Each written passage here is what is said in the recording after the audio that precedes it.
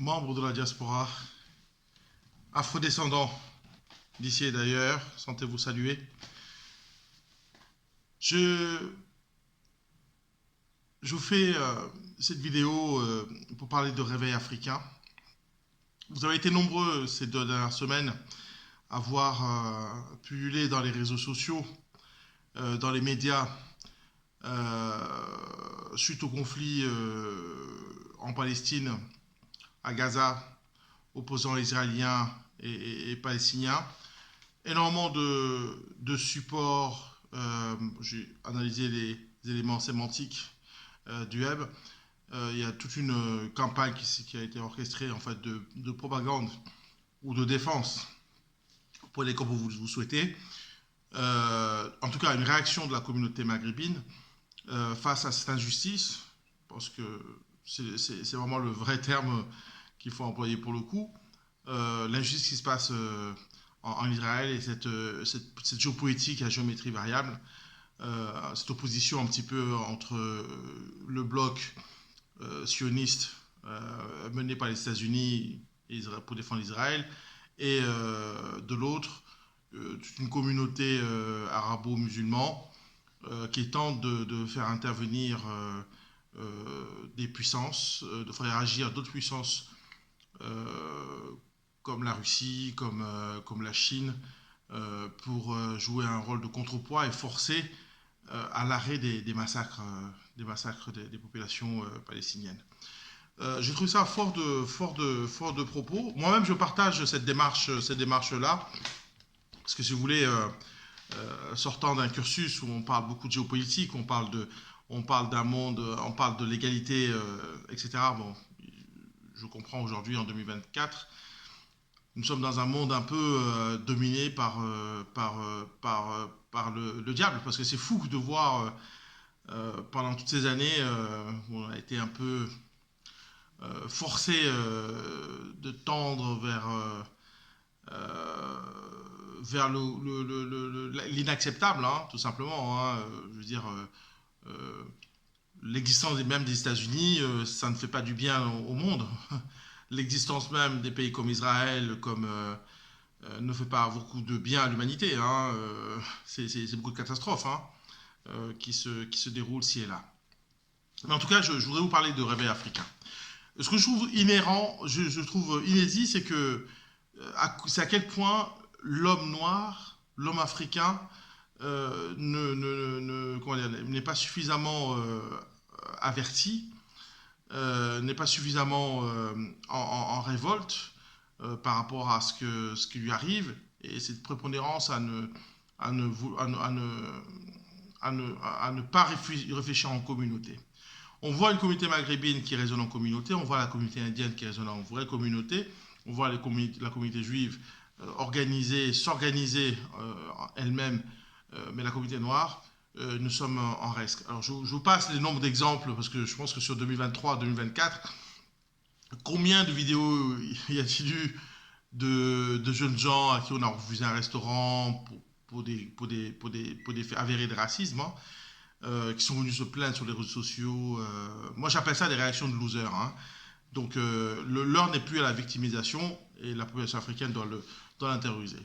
Mais je reviens sur mon propos qui dit quoi? Qui dit simplement que bah, le nègre a subi tant d'injustices. Aujourd'hui, elle ne peut pas attendre des politiques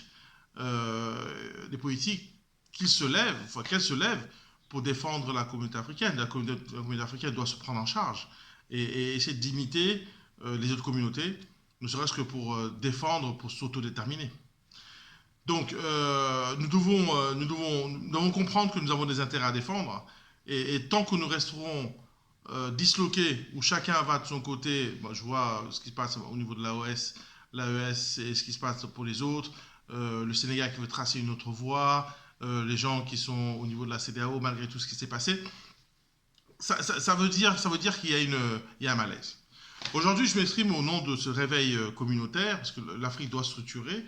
Et donc, sur ces trois points que je voudrais vous parler de réveil africain, c'est un, bon, là vous l'avez constaté ce matin, c'est un peu la gueule de bois. On a le Rassemblement national, ou le Front national, vous prenez comme vous voulez, qui a finalement c'était conforme à mes prédictions. Je n'avais pas l'ampleur de cette réussite-là, enfin de cette défaite des autres, mais j'avais prévu, j'avais présagé leur réussite aux européennes. Donc il y a vraiment des leçons à apprendre de cette réussite-là du Rassemblement national. Parti qui plus est, je déteste, je pense qu'il n'y a rien à dire à ces gens-là.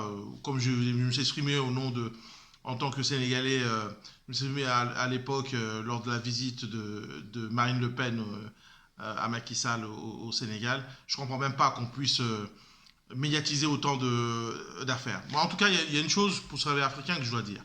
La première chose, c'est n'avez-vous pas vu ou n'avez-vous pas compris l'unanimité, enfin le consensus qui existe aujourd'hui de toutes les communautés d'ailleurs, sauf les communautés noires, ce consensus qu'il y a de mettre le noir en esclavage, de le mettre à genoux. Économiquement, socialement, politiquement, le marginaliser le plus possible. En tout cas, le Front National, c'est pas le parti qui a valorisé l'homme noir. C'est pas le parti qui a valorisé l'Afrique. Et quand je parle d'injustice, c'est que ce parti a accepté ce consensus justement de ne jamais évoquer cette injustice faite aux Noirs, faite aux Africains. Et l'idée, c'est qu'il faut qu'il y ait une continuité d'exploitation d'hommes noirs, il faut cette continuité d'abattre nos dirigeants qui ont travaillé sur cette conscientisation. Dès lors, il y a une certaine continuité. Qui est le Front National, qui est les socialistes, etc. En fait, il y a un consensus pour que l'homme noir ne s'éveille jamais et qu'on puisse l'exploiter à bon entendeur. Salut. Le deuxième axe, toujours dans cette logique du réveil africain, moi j'ai remarqué dans tous ces sémantiques des réseaux sociaux, etc., c'est que les gens se sont soulevés pour la Palestine. Et se sont soulevés oui, ce deuxième point concernant les gens qui se soulèvent suite à ce qui se passe en Palestine, moi je dis bravo, c'est la communauté maghrébine qui s'organise en elle-même et de par leurs moyens, leur communication, leur pouvoir d'achat, décide de ne plus consommer dans les magasins gérés par des juifs ou des sionistes.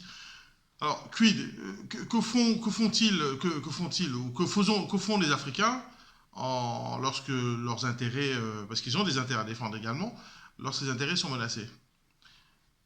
Ben rien. Que font la communauté maghrébine pour les Africains? Rien. Moi-même, vis-à-vis de ces actions en Palestine, j'ai moi-même été le premier à boycotter Buick, mettre fin à mes contrats, etc. Et mon troisième point, ça donne à réfléchir, le troisième point, j'ai nommé ma chaîne Consomme-Acteur. C'est-à-dire que aujourd'hui quand je voyage en Afrique, 3/4 des produits que je vois sont tous des produits importés. Aujourd'hui on parle de souveraineté alimentaire, on parle de souveraineté à tous les niveaux. De qui se moque-t-on?